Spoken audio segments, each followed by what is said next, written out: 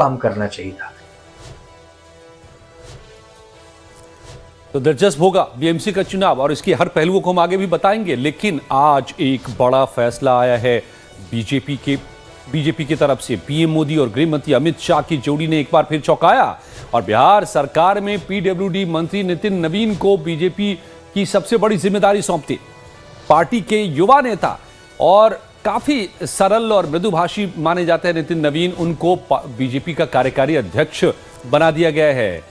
सोमवार को नितिन नवीन ने दिल्ली बीजेपी मुख्यालय में अपनी जिम्मेदारी संभाल भी ली और इस दौरान नरेंद्र मोदी को छोड़ करके बीजेपी के तमाम आला नेता मौजूद हैं। आप तस्वीरों में देख सकते हैं, यहाँ पर जेपी नड्डा भी मौजूद हैं और अमित शाह भी मौजूद हैं और तमाम बाकी नेता भी मौजूद हैं, जिनमें तो ऐसे नाम जो कि यहाँ नितिन नवीन के सामने आया है, इसने सबको चौंका है। नितिन नवीन को बीजेपी ने इतनी बड़ी जिम्मेदारी आखिर क्यों और किस मकसद से सौंपी है, ये हम आपको आगे बताएंगे कि क्या है बीजेपी की रणनीति। लेकिन राष्ट्रीय कार्यकारी अध्यक्ष का पद संभालने के बाद नितिन नवीन ने क्या कहा, पहले ये सुनिए।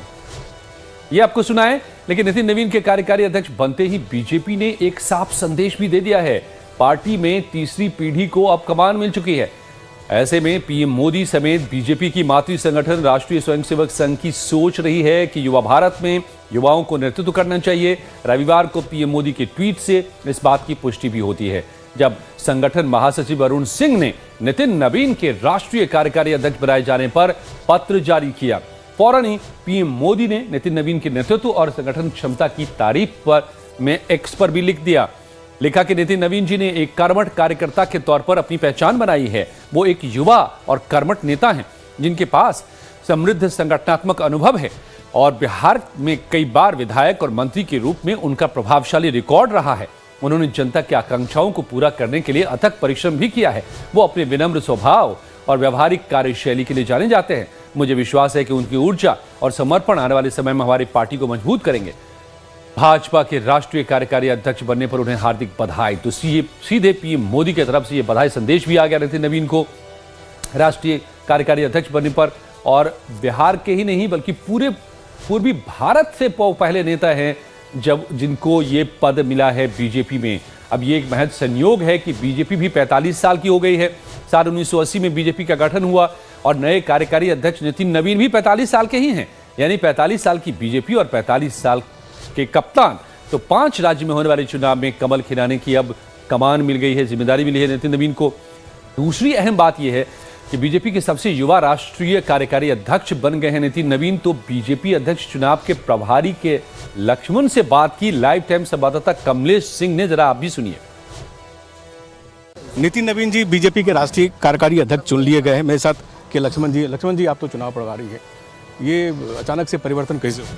अचानक क्या, ये संगठन पर्व के माध्यम से लगातार 1 साल से जो चल रहा है, ये हमारा सदस्यता प्रक्रिया आज पूरा विश्व भर में सबसे बड़ी दल के नाते उभर के आई। 14 करोड़ सदस्य, इस तरह 10 लाख पोलिंग बूथ में कमेटी में अभी 90% हमारा पूरा हो गया।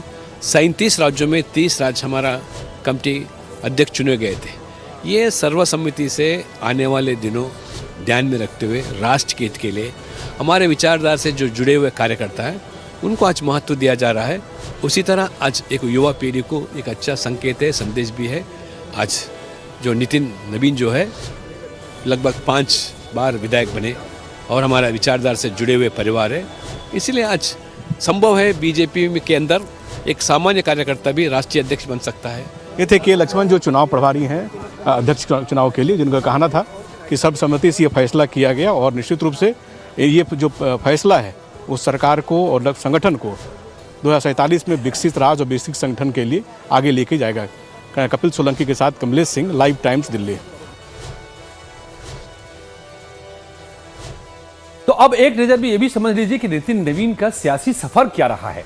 असल में पटना के बांकीपुर से 5 बार से लगातार विधायक रहे हैं। नीतीश सरकार में वर्तमान में पीडब्ल्यू मंत्री हैं। 2006 में पहली बार उपचुनाव जीत करके विधायक बने थे और लगातार 4 बार चुनाव जीते। 2010, 2015, 2020, 2025।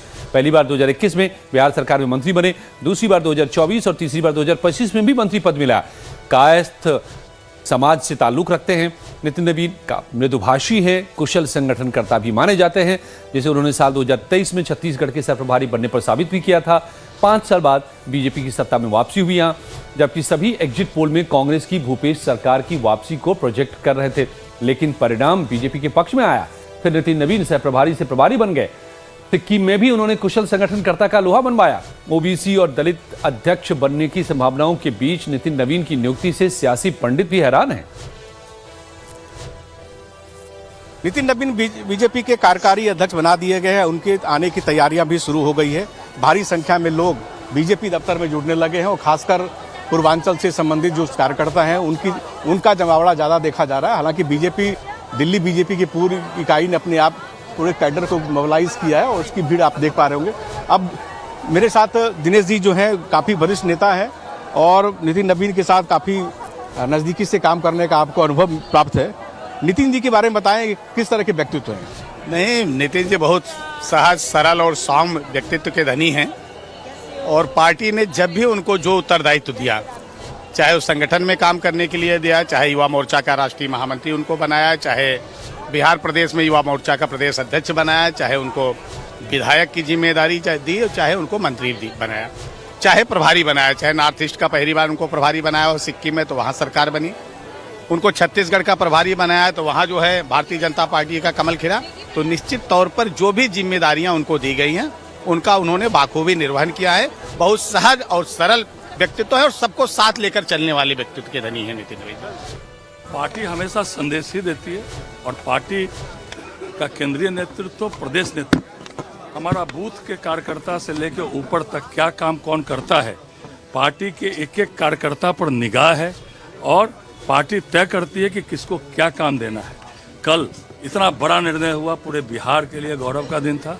हमारे नेता आदरणीय नितिन नवीन जी राष्ट्रीय कार्यकारी अध्यक्ष बने, बड़ा दिन बिहार के लिए, बिहार के कार्यकर्ताओं के लिए, देश के कार्यकर्ताओं के लिए, कि ये भारतीय जनता पार्टी में ही संभव है।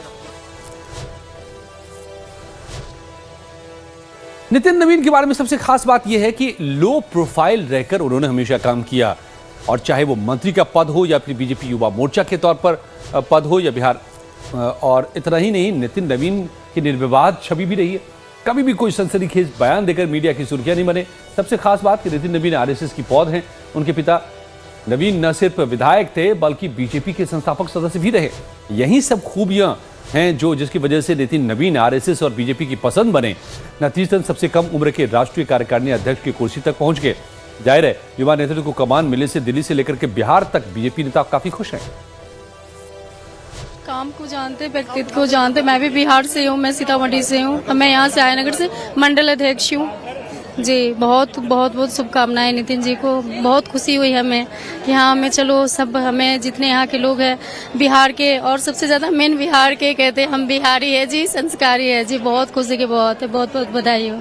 आप भी बिहार से? मैं पूर्वांचली हूँ, मैं इलाहाबाद से बिलोंग करती हूँ, मैं दिल्ली में रहती हूँ। बिहारी हैं आप? जी, आदि बिहारी हूँ मैं। और उसके बाद मैं महिला मोर्चा मंत्री हूँ बीजेपी में, जो कि सौभाग्य की बात है। मोदी जी के नेतृत्व में हम काम कर रहे हैं।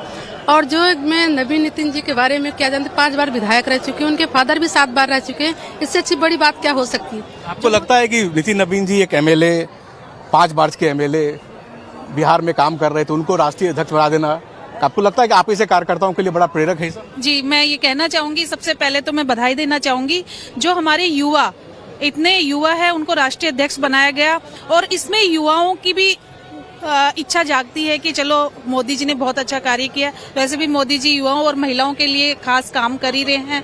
तो मैं सबसे पहले यही कहना चाहूंगी कि थैंक यू मोदी जी, जो आप इतना मतलब नीचे स्तर से व्यक्ति को उठा के और इतना बड़ा व्यक्ति बनाना सिर्फ मोदी जी ही कर सकते हैं। तो अब ये भी समझिए कि आखिर बीजेपी की रणनीति क्या है। सबसे पहले बात करें उस जाति की जिससे आते हैं नितिन नवीन, यानी कि कायस्थ से, तो 2.5 से 3 करोड़ तक कायस्थों की आबादी बताई जाती है देश में, जो कुल आबादी का 2 से 2.5% है। उत्तर प्रदेश, बिहार, पश्चिम बंगाल में इनकी बड़ी आबादी है और बड़ा राजनीतिक असर भी है। यूपी में कायस्थों की आबादी 1.5 से 2 करोड़ के बीच है, तो प्रदेश की जनसंख्या का 3 से 4% होता है। प्रदेश के 37 जिलों की 67 विधानसभा सीटों पर इनकी अच्छी खासी तादाद है और राज्य की 25 सीटों पर तो ये निर्णायक भूमिका निभाते हैं। तो उत्तर प्रदेश में चुनाव दूर नहीं है, 2027 में चुनाव है और तैयारी तो शुरू हो गई है। उधर पश्चिम बंगाल की भी बात करें तो यहाँ पर कायस्थों की आबादी लगभग 27 लाख से ज्यादा बताई जाती है। बंगाल के ज्यादातर हिस्सों में कायस्थ फैले हुए हैं। घोष, बोस, दत्ता, गुहा, ये तमाम उपनाम जो हैं और ऐसे कई और उपनाम जो कायस्थ जाति से आते हैं। कायस्थ समुदाय बंगाल में भी संपन्न और प्रभावशाली समुदाय में से एक है।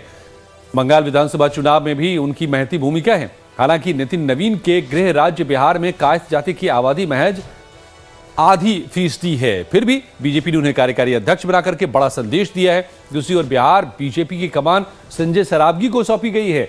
जाहिर है बीजेपी चौंकाने वाले फैसले कर रही है। आपको बता दें कि बिहार बीजेपी के निवर्तमान अध्यक्ष दिलीप जायसवाल नीतीश सरकार में मंत्री बन चुके हैं। ऐसे में नए प्रदेश अध्यक्ष की नियुक्ति होनी जरूरी थी। संजय सरावगी के प्रदेश अध्यक्ष बनने पर डिप्टी सीएम सम्राट चौधरी ने अपनी खुशी किस तरह जताई, देख लीजिए।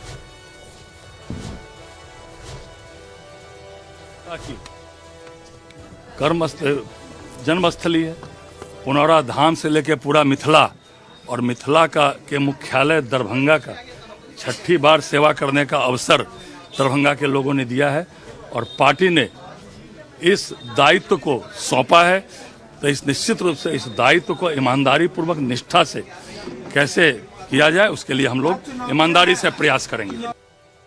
संजय सरावगी जी हमारे पार्टी के नए प्रदेश अध्यक्ष हुए, मैं इनको बधाई भी देता हूँ और आगे हम लोग सभी भाई मिलकर बिहार के संगठन को भी और मजबूत करेंगे, जिससे कि आगे 2029 और 2030 के चुनाव के लिए पूर्ण रूप से हम पार्टी को मजबूती के साथ खड़ा कर सकें।